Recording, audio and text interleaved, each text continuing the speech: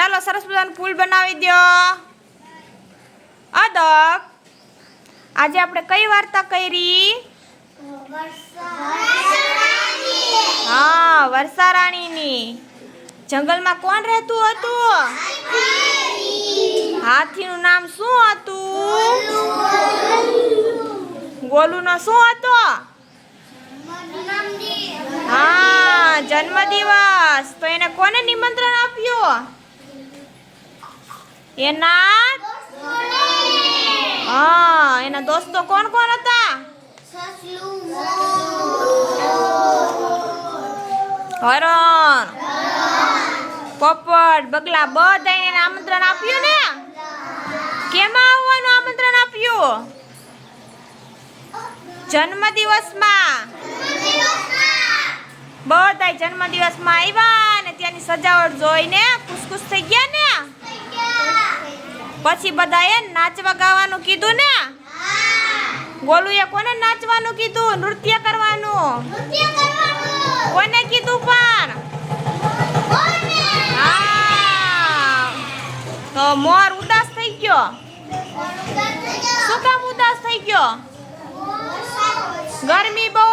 ગરમી પડે છે બહુ.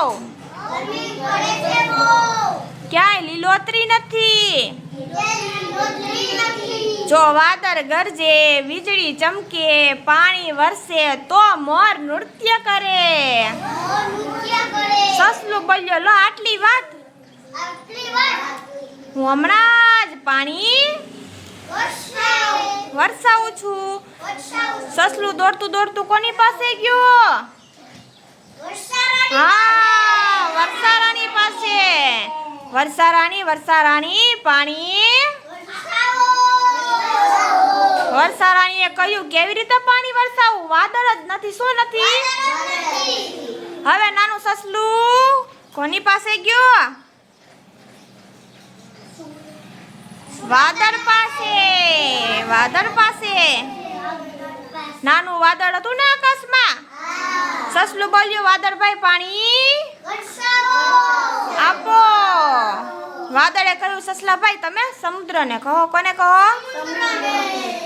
સમુદ્રને કહો થોડા જાજા વાદળ મોકલે તો હું પાણી વરસાવું. સસલું પાછું સાગર દાદા પાસે ગયું. સાગર દાદા વાદળ મોકલો. શું કહે?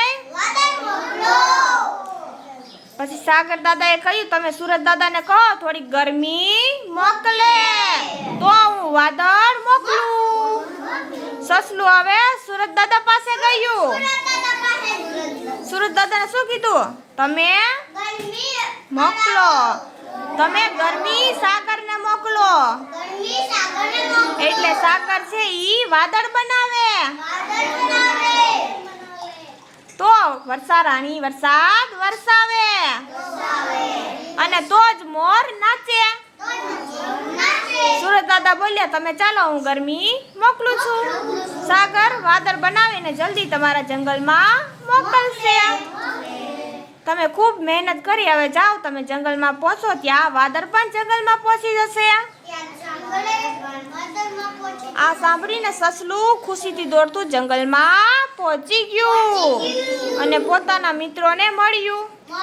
ત્યાં તો વાદળ ગરજવા લાગ્યા, વીજળી અને પાણીના મોટા મોટા ટીપા. ગોલુના દોસ્તો તો નાચી ઉઠ્યા.